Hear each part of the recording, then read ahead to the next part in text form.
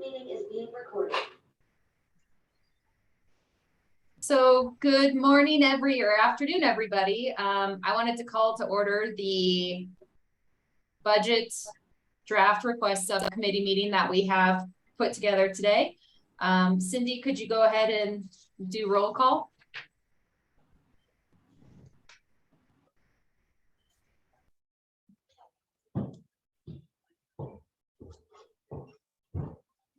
Cindy, you're on mute. Of course I am. Okay, Drew Christensen. Here. Kate Thomas. Here. Allison Jaffe. Here. June Kiliani. Here. And Jeff Wells. Here. Okay, and then we got Marcy Here. Thomas I'm here. and Peter. I don't know if Peter's here today. Okay. So moving on to the next item is public comment. Cindy, did we receive any written public comment on this? No, I've been checking all day, nothing. Okay. And is there any public comments from anyone here today?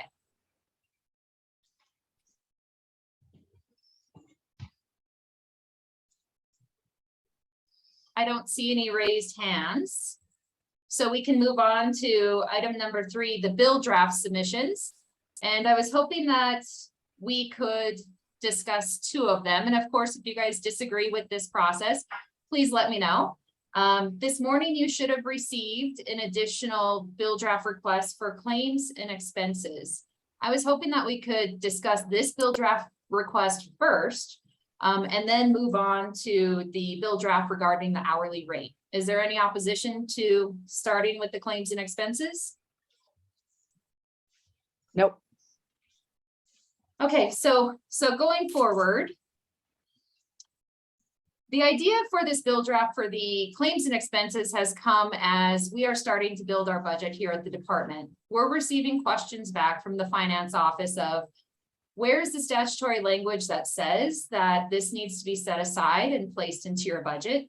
And frankly, we do have language provided in NRS 180.320, which gives the board the authority to be able to create a maximum contribution formula. But there's nothing really clear and explicit saying that it needs to be funded. So if I could share my screen, I can share the language that we're proposing today. Marcy, as an interruption while you're putting that up, the legislative history will show the funding of that by virtually every witness that testified in favor of it and by the sponsor herself. Yes, and I agree with that.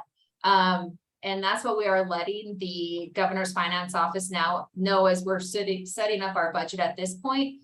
But we felt that it may be nice if we had explicit language showing that this was to be put into our account. So if this subcommittee is okay with it, what we're proposing is to add language to NRS 7.155.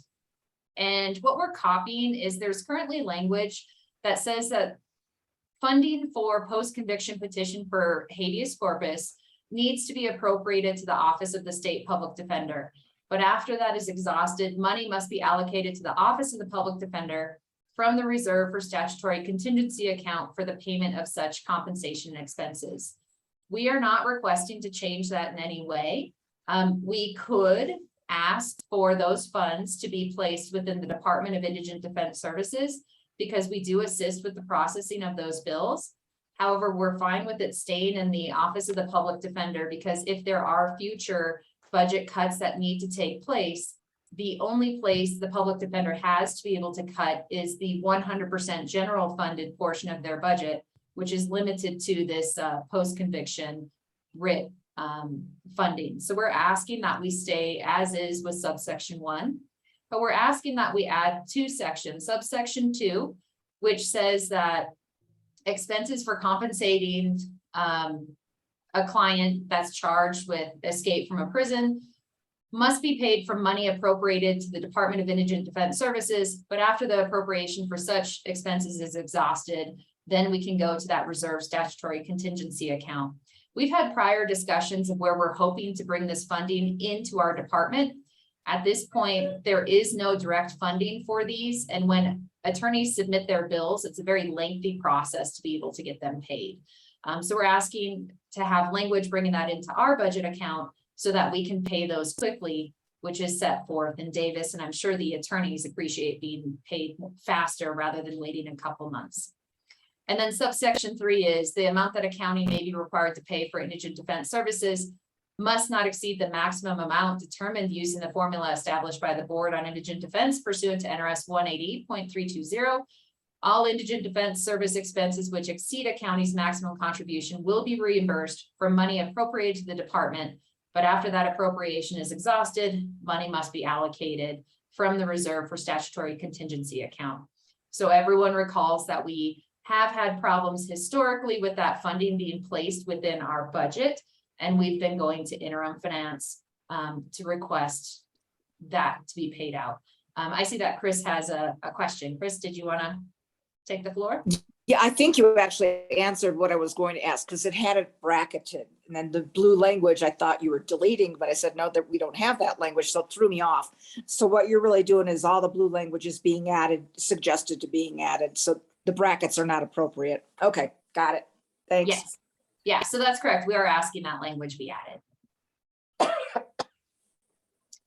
And then just for clarifying, moving on, we've already discussed this in prior meetings to add a clarification that those expenses for defending a prisoner are expenses that are paid, are a charge against the state and paid from money appropriated to the department.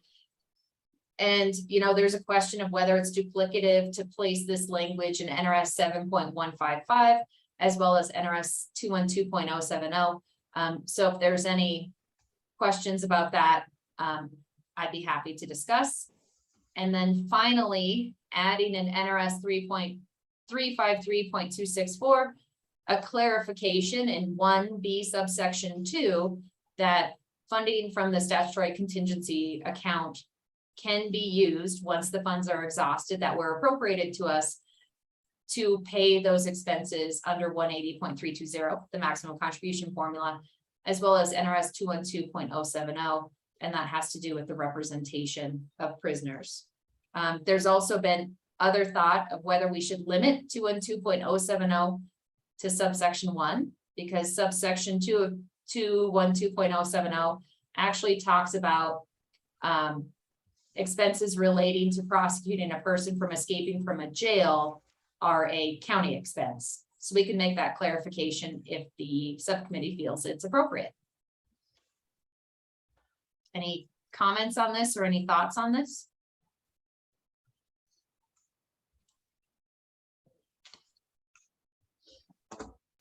And ultimately, I think what we're going to be doing at the end of this is taking a vote of the subcommittee to bring final recommendations to the full board.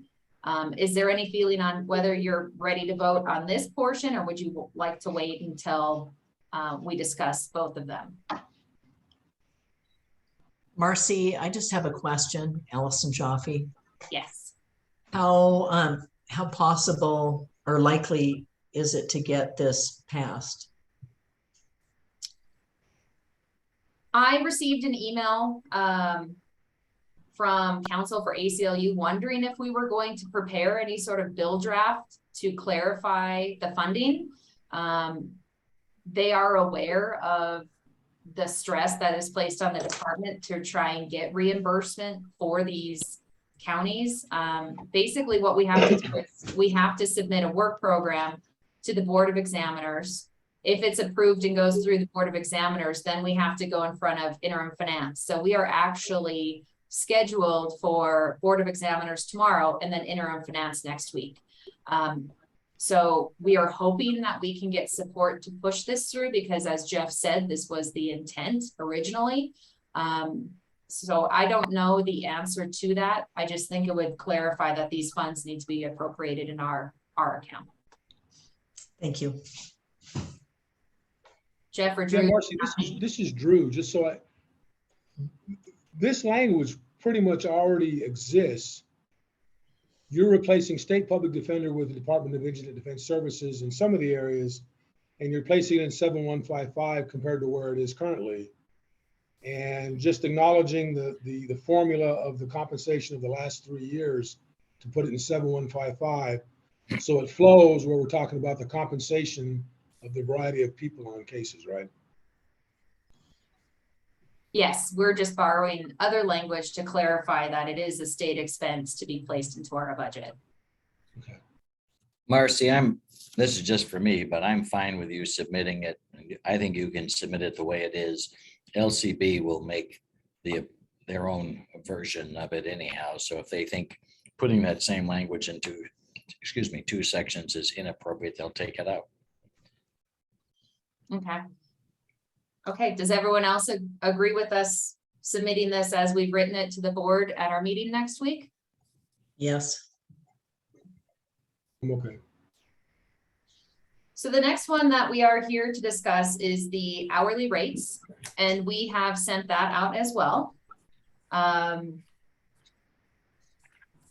begin, I've provided language that shows how the hourly rate is currently written.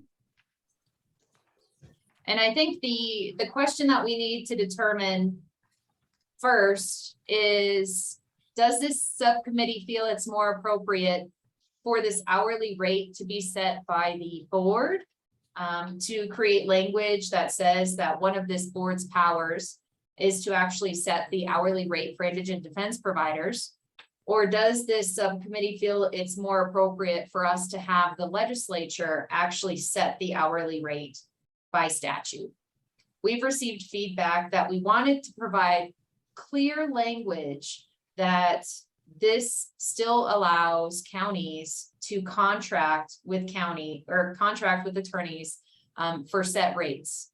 And we believe that whether it is set by statute or whether it's set by the board, if we clearly define public defender as meaning either an office created pursuant to Chapter 180 or 260, or an attorney or group of attorneys contracted to provide primary indigent defense services as defined by NRS 180.004, that may still allow counties to continue with the status quo of, I believe Clark County is contracting with attorneys. So we're open to a discussion on this. And Jeff, I don't know if you kind of want to start off with where to go with this.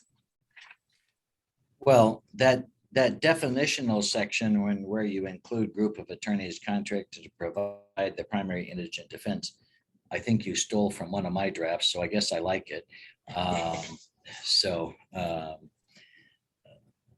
And I don't want to butt in for everybody else. You've presented 2 options.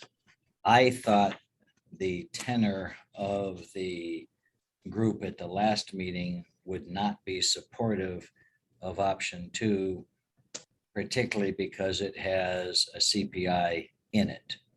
And as a consequence, I think that might make that one some level of a non-starter.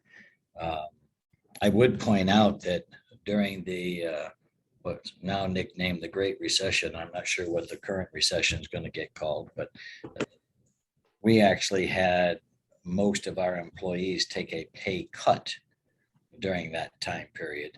And so it would be, counterintuitive to have a statute that gives one group raises while other people are taking pay cuts to avoid layoffs beyond what we actually laid off. But anyhow, I personally don't support CPIs.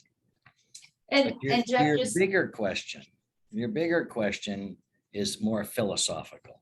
And that is whether we should put any number. My original version I sent you still left a number in it, but also provided the power to the board. I've thought about it a bunch. Drew and I talked about it a little bit. I'm almost inclined to think now we should just let the board do it.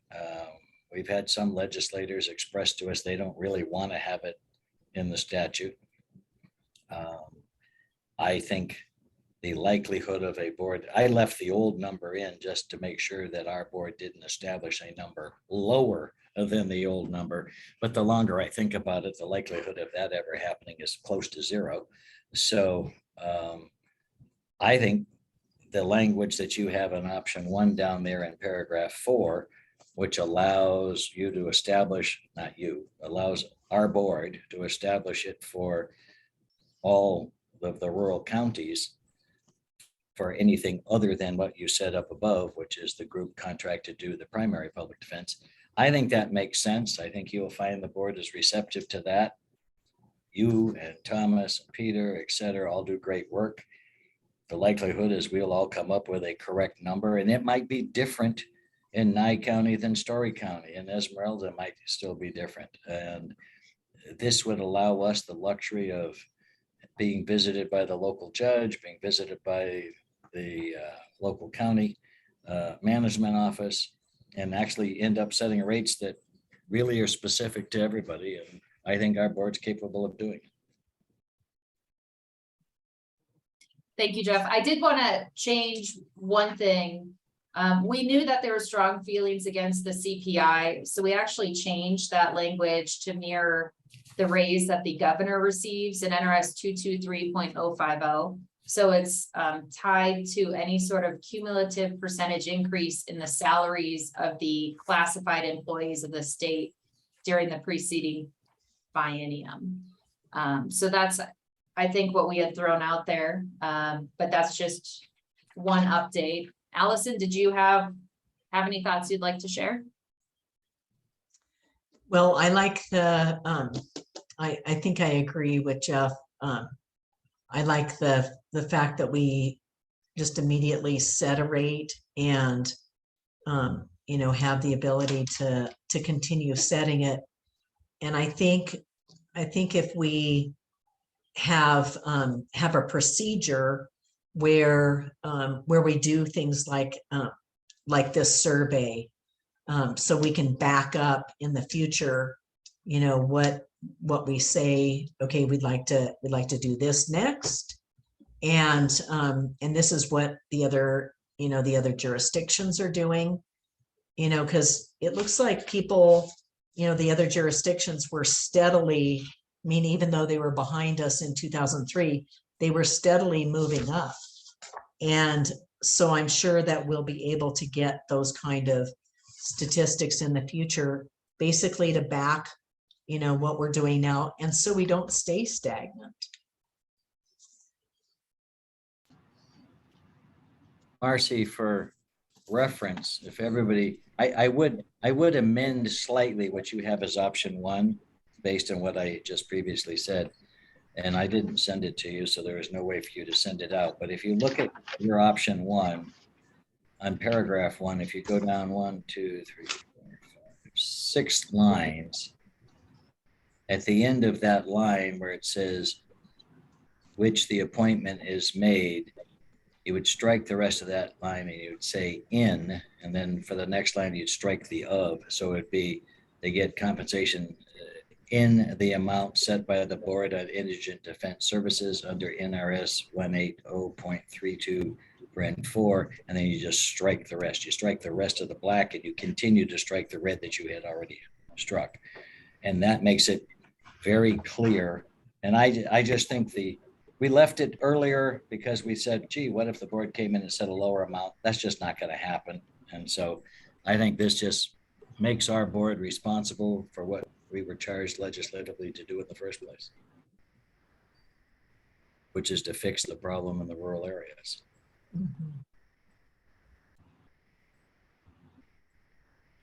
It sounds like we're all kind of on board about the need for the increase. It was just wanting to make sure that everyone saw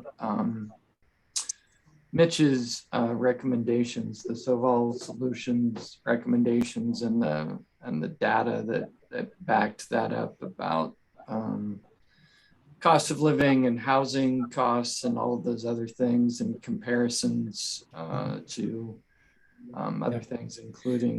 And that they could actually make a presentation to the board when we are getting in the process of setting these rates. I'm not throwing out that study. I'm just saying that's information that the board would receive at that point. Certainly, and that's what I intended, Jeff. And Mitch is here if anybody has questions for him, but I think that's a great idea to have him present to the board when you're considering the proper rates. And Jeff, I'm sharing my screen right now. Does this language reflect what you believe it should say? I changed the blue. Also knock out that line, Marcy, that says 125 per Yeah. hour. Yeah, Do we need to have a rate in there until we're able to make our You- regulations? you will have a rate in there because it's in existing statute, so it'll always be there unless this passes. So you don't need to leave it in what we are proposing. So I I'd think maybe put a period after the paren 4. maybe the question is if there's a gap between when this passes and when the board meets and sets these rates, is that going to cause any trouble in your opinion? No, No, because I think that begs the question, would all of a sudden, if this passes, would the county go under the 125 and 100? If they did, that could, start a discussion of a corrective action plan for that specific county. I Well, like the proposal that, similar to what we did in 21, when we got rid of in 7.155 the caps of the 20,000 and the 2,500. Remember those caps that we got rid of? Just get rid of an hourly rate altogether, acknowledging that from a legislative point of view, I'm not sure the same rate would apply to all counties across the state. As you guys have said, some counties already are paying 200 some odd dollars an hour because it's the economics of that particular area. So any debate we would have about what's the appropriate number, we could have, hypothetically 6 months to a year from now, when, if this passes to take out rates, what's the appropriate rate? And that's the time that the solutions company can come give us a presentation. We can look at the economics. I also agree that once it's in the board's hands, we don't need to tie any particular raises to any either governor, state employee increases or CPI. The board will have the ability, if they want to look yearly based on the economics of the country at the time or the state, whether we look yearly, every other year, and can evaluate the rates at that time. I mean, similarly, like I know district court judges, their rate is set by the legislature and there's no tie to automatic raises. They just go back to the legislature. If we take it out of the legislature's hands, it's just us or whoever's on the board in the department at that time. And, if there's a recession like Jeff talked about, we may have to make cuts. We may have to hold it for a number of years. But I think everybody agrees that, 20 years ago when $100 an hour is not the same as $100 today, but what the right number is, and that takes the legislature out of it, lets us discuss it a year from now. And it may be one number in Clark, another number in Washoe, and a different number in every other county. But, we'll get the expertise, like Jeff said, from the specific practitioners in those specific counties to look at the economics of, quite frankly, much of it is supply and demand. Many of these counties are charging more or paying more because they don't have the supply. And so we could take all those into consideration. But I like the changes that are just made and keep the numbers to our board and to this department to look if there's issues in a particular county. So Chris, So- I This see is your Chris. hand. I agree with making the change from the ledge. Yeah. But I really do think because there's so many newbies, everything turns over. They won't even know. I think you should have something that says a rate that to be considered by the board, not less than something. And then at least it's a go forward for the board. Then Solvan can make their presentation to the board. The board can adjust whatever rates. But I think if you don't let anyone know that we're 63% behind in financing what goes on out there anyway. I just think maybe we should have a not less than reference to it, just so it's seen as a go forward and then the board bases it on that. And I don't know what that number would be, but I know they can go backwards, gentlemen and ladies, you know that. so three things. Thing number one, I don't want to tie anything to the governor's salary because Marcy, that already messed up one of my motions where we tried to give you guys a raise because how it ties to the governor's salary. So I hate that particular state statute that ties everybody, I think, except the basketball coach and the football coach to the governor's salaries. I don't completely disagree with what Chris just said, because I actually had that phrase in there the first time, and now I'm thinking we should take it out. So my third option is I would move that we submit it with and without that sentence in there to the whole board, and we see what everybody wants to do between those two versions. Otherwise, we take option one as changed, but just either with or without that last little black sentence that Drew said to pull out. So just to make sure I'm following, I have language up there.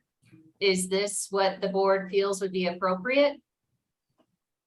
No, now you're sticking in the new numbers. Okay, I would- I believe that was Chris's That's in recommendation.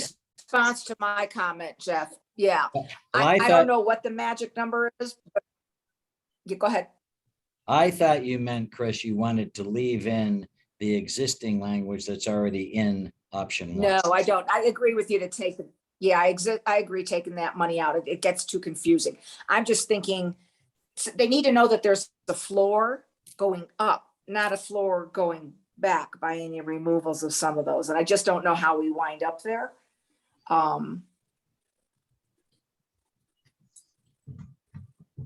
Well,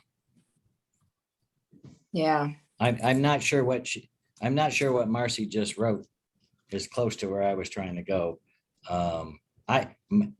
Philosophically, I still think the board should make the decision. So I'll start with that premise.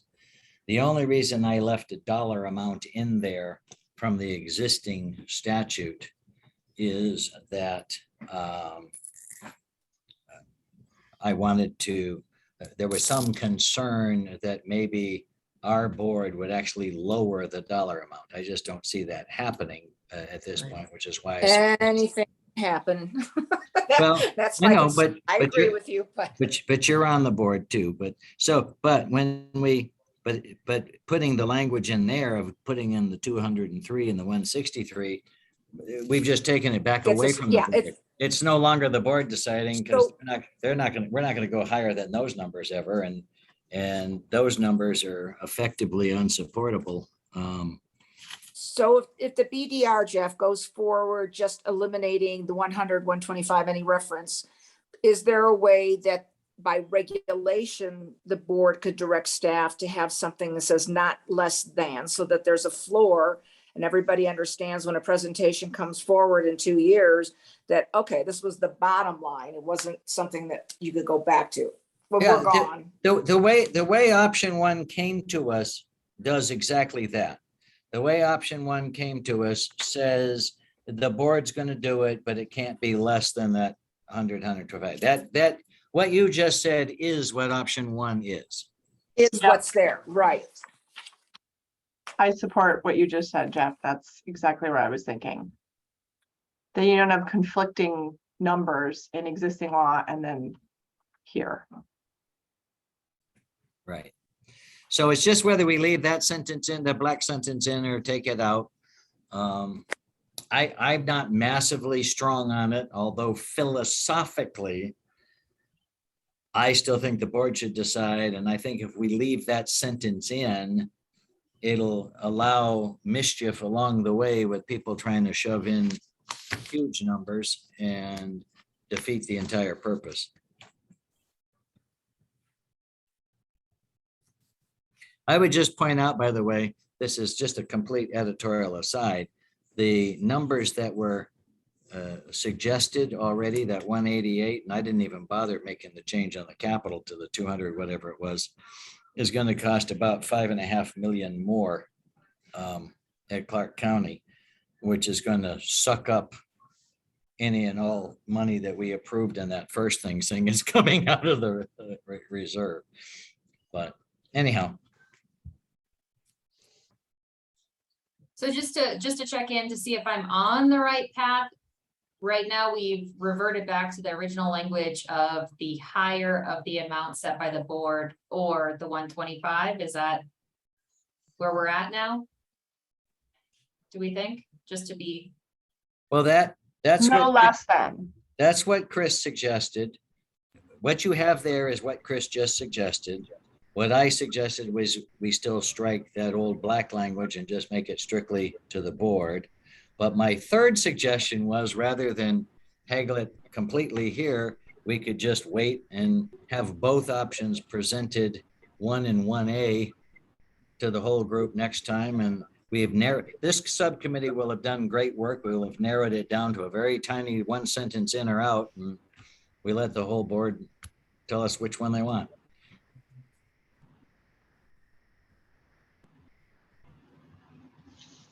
okay, and then I think the final thing to discuss is we are proposing changing NRS 180.320, adding subsection 4, which allows this board the authority to adopt regulations to establish appointed indigent defense hourly rate. Do we want I to think limit? you have to have that to make the top section work. Okay, did you want to limit the authority to counties less than 100,000, or do we want full authority? Well, if you're asking me, I say we have to limit it to under 100,000, but Because I think if we limit it, then we'd have to have a rate in one that Clark and Washoe apply. Right? my suggestion on Clark and Washoe is similar to my suggestion of pulling out that other language. In the event you guys ever think, the board ever thinks that Clark and or Washoe is not paying enough and that we are somehow, providing a Sixth Amendment inadequate defense, then you could start a corrective action and we'll all debate it and see what's going on. But I got to remind everybody, as a practical matter, we don't just pay these hourly things. We actually pay contract rates plus the hourly. Our current contract is $54,000 a year, but we're going to move it to $63,000 a year. But I also want you to know that the average in Clark County for the hourly add-ons to that rate is another 36,000. So the average track lawyer down here made 90,000 on it. We had some that went up into 150, and I think one person made it to 200,000, depending on the type of cases they have and that sort of thing. So, but you out with it. The board always retains, even with my language there, the board always retains the ability to come back and argue that Katie's being mean up there in Washoe and, not paying people enough, and we start a corrective action. Well, and with as difficult as it is right now to get appointed attorneys, I don't think that paying less would get us anywhere. So Right. The market sort of corrects itself up here. But again, that leaves the board the discretion to decide if, I leave, somebody else comes in and decides that we're going to severely undercut these prices and impact the quality of defense, that the board could interject. So I just have a couple of questions about that. And Kate, thank you for jumping in.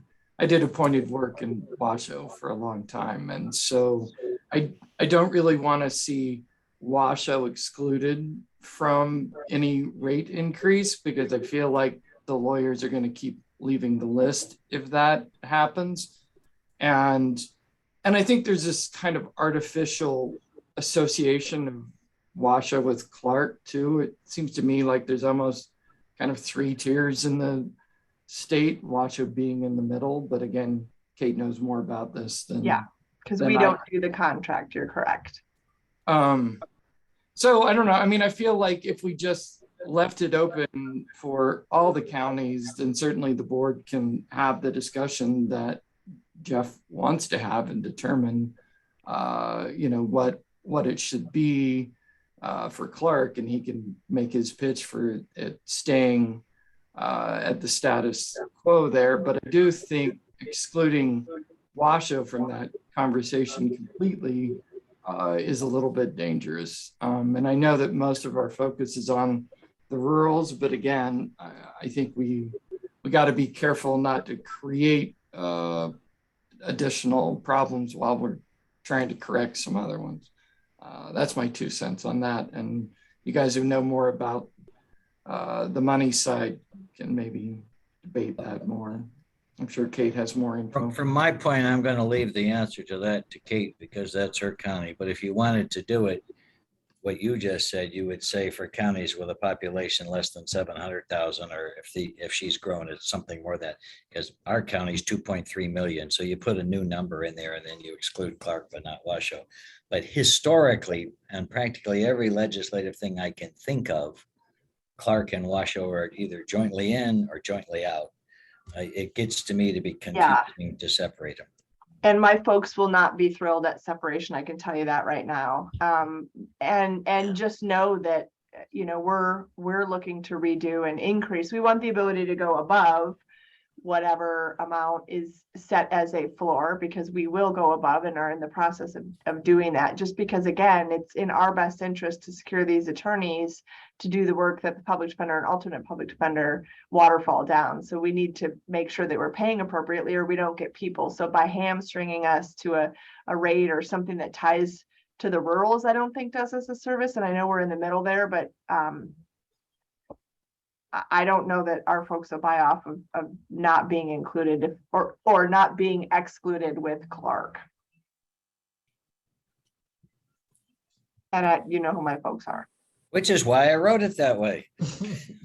So I guess my only question, just to clarify, if the board accepts the language where we cross out the hourly rate, if the board does not have the authority to set the hourly rate in Washoe and Clark, what will be used as the hourly rate? Because we're crossing it out of the statute, correct? We already refer to it, and Drew will have to answer. I can't remember if we put the dollar amount in or we just put the reference in our contracts. Because our contracts all say, here's your monthly stipend and here's what we pay for going to trial, for having complex cases that you need to do it ahead of time, for, you know, life capital cases. We have a whole stack of reasons why you shift to hourly. And so we already pay it. We're not going to lower it. I don't think we can. Actually, I think our contracts with the folks say this is what it is. And Well, we are here's the what folks. Go ahead. here's what we would probably do, Morris, is currently our contracts say on those cases that we pay hourly, it's paid pursuant to 7.125. If the hourly rate is taken out, we'll have to change our contract to whatever number we feel appropriate here in Clark County, whether that's 140, 188, the 163, the variety of numbers that have been put out there. But whatever number we put out there, if for whatever reason you as the department feel that that rate is not appropriate given the work that's being done, you could ask for a corrective action plan in Clark County. But it gives us the ability, when we set the rate, to know what the economics of the supply and demand within our own jurisdiction. And ultimately, that may be different than Kate, right? Kate may have to have a different number in Washoe, and may have to have a different, and we may have to have a different number in Clark. But it's still, there's still some oversight. You're going to set the rates for all the other counties, and we'll have that debate when we have board meetings. And in the future, whether, when we're gone from these board meetings, there'll still be historical information about what counties paid, and based on the economics of the time, whether that number needs to go up or down. And then your department will make some determinations with the board on whether that's appropriate. But what Washoe and Clark will do is set their own rates, and you'll have input with respect to information about whether that's worthwhile in those particular jurisdictions. And so you won't be able to set the rates in those two counties, but you could obviously oversee how that in practice qualifies under the Sixth Amendment. And I think one more question, Drew, and this will affect you probably, is post-convictions. Post-convictions we've determined to be non-indigent defense expenses. So how do we deal with the hourly rate for post-conviction if it's not? Should we have a separate section that says what the hourly rate for post-conviction cases is? Because now we historically provide more reimbursement for death penalty versus others. But if we erase the language, will that cause problems? I think you as the Department of Engineering Defense Services could also set the rate for what the state pays. And that'll be a discussion that you'll have with the state as far as what your budget will be.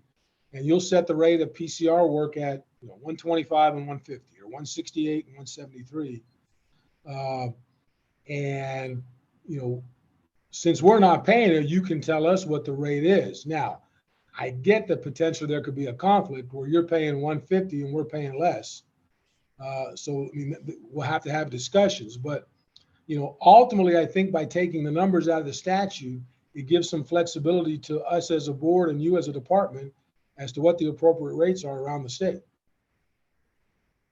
So I And have, then our model plan outlines post-conviction and the determination of fees and whether it's a mandatory appointment case or, how those attorneys' fees shall be recommended for approval by the appointed council administrator. So our model plan addresses that, which is the accepted guidance, I guess, for our appointed council administrator.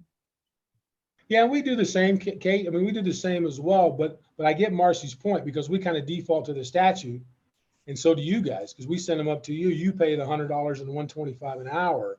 If the numbers are gone, since your department is still paying the bills, you've got to feel comfortable with the supply and demand you have of the lawyers around the state, what's appropriate. And I could potentially see you may have different rates around the state as well. It may be harder for you to get post-conviction counsel in certain counties and other counties. And so, just like the county rates may be different, your PCR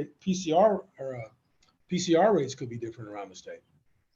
so I just want to clarify something real quick. I'm confused because I thought after Chris G's suggestion, the thought was to put the 125 and 100 back in the statute as a floor and then say the board and say the higher of that or what the board sets as the rate. I thought that's the first question. I thought that's where we were going, but if I'm wrong, then. I believe there were two alternatives that they would like to present to our board. The first says that the appointment is the higher of the amount set by the board under NRS 180.320 or 125 per hour in death penalty and 100 in criminal. And then if you look, we also have the alternative where we take out that hourly rate. And I think the thought is to leave it to the full board at this point, if I'm tracking correctly. I agree with that. That's what I thought I suggested. Okay, and then again, another clarification in that sub 4 in NRS 180.320. I don't think the intent of taking out the 100,000 was to tie either Washoe or Clark to whatever the rates of their rurals would be. Would just be that there would be fluidity and the board could set the rate for any county. So it wouldn't be like artificially suppressing or increasing. It would just be, maybe there's a floor in the statute, maybe there's a not, but the board in working with all of the stakeholders probably could set the rate, including, in Washoe and Clark. And again, part of that is like, okay, Kate, you're not always going to be in that position, right? So maybe there's someone sitting in your seat who doesn't think, well, the market's going to drive this and we need to keep good people and blah, blah, blah. And so then we've got a problem there. I agree, we can always resort to corrective action, but that seems like now we're taking even more steps that maybe would be unnecessary. Those are just my thoughts. But again, I just wanted to clarify that the idea wasn't to tie Washoe or Clark to a rural rate.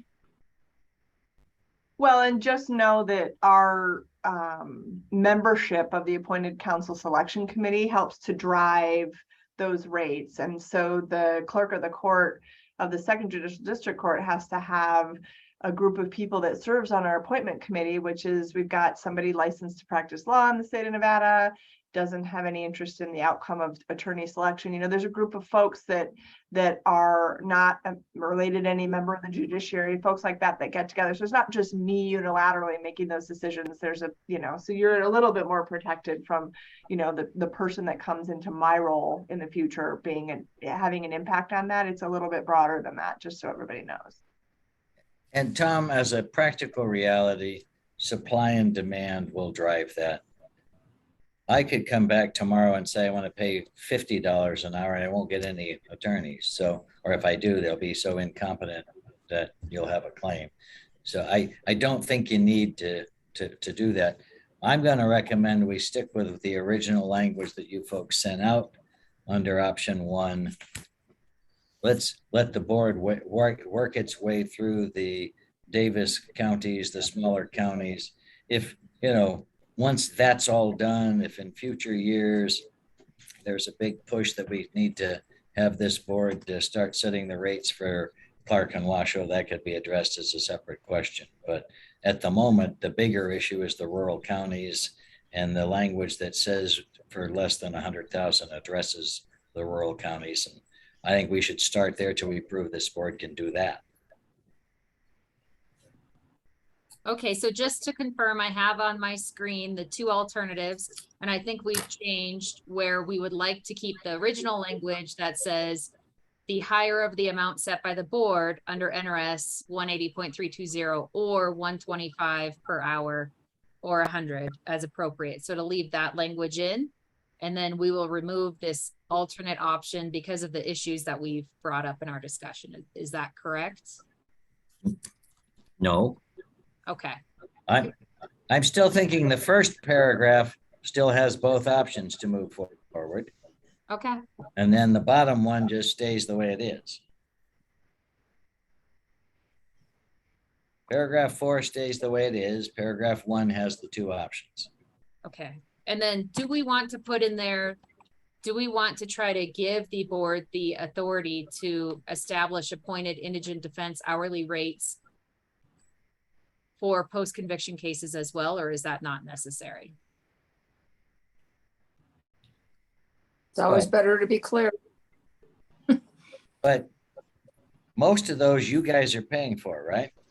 All of them. Yes, and we're referring back to the So status. we don't need to stick it in here. You can establish your rates. I know Drew looks at them for you before we send them up, but we don't care what rate you pay. Pay whatever you want. I'm just concerned that if we remove the 125, Drew would not have the authority to pay death penalty post-conviction at the 125 rate. He Which would if that's who you've agreed to pay. Well, say that again, Marcy. Where does it say that? I don't So, know where we have the authority to set those rates, though. I think that's Marcy's concern. yeah, we do not have authority to set any rates. So we refer back to 7.125 to determine what rate post-convictions are paid for. So in Churchill County and Then we every, should say that you have the authority, so would we like in my that? opinion. We should say you have the authority, so it's clear. Yeah. Well, under that, you could take paragraph 4 then, Marcy, and have a 4A and a 4B. 4A is what you already have written, and 4B is the board will establish, you know, for counties under the 100,000, you'll establish the PCR rate. And then who will establish counties over 100,000? Washoe and us. So does Washoe and Clark have the authority to bind the state to an hourly rate? I think you had some problems there. I do Yeah, too. actually, that's probably fine. All right, so just say you can, don't put the under 100,000, just you Yeah. guys set the rate. Because again, I don't really care what you pick, so Yeah. that's fine.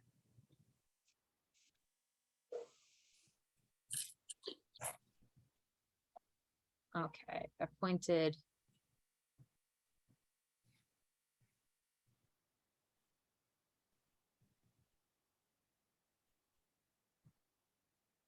I'll get the correct language.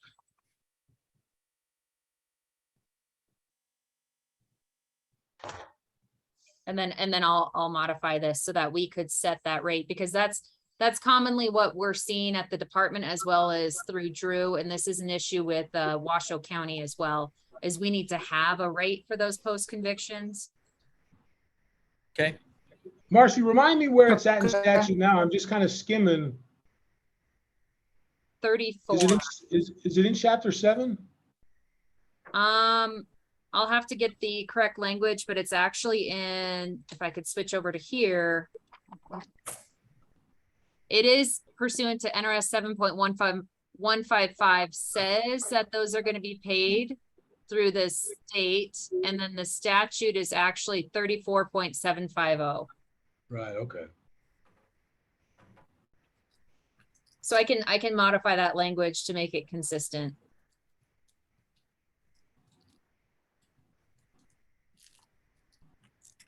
Okay, so with those changes, what we've done here today is we are going to present to the board our recommendation to define public defender. We're going to have two options for NRS 7.125, where either the 125 and 100 is included, or where we take that language out. And then we're going to clarify a subsection 2 that the hourly rate for appointed counsel that's non-indigent defense is that $100 an hour. And then we're going to set NRS 180.320 duties of the board. For counties with a population of less than 100,000, we can establish regulations to adopt that hourly rate, and that the board can also adopt regulations for hourly rate for post-conviction, which I'll get the correct language. Is that agreeable to everyone? sounds fine to me. Yes. Okay. Okay, so I think those are the only two. So we'll go on next to public comments. Does anyone have public comment that they'd like to make on this meeting?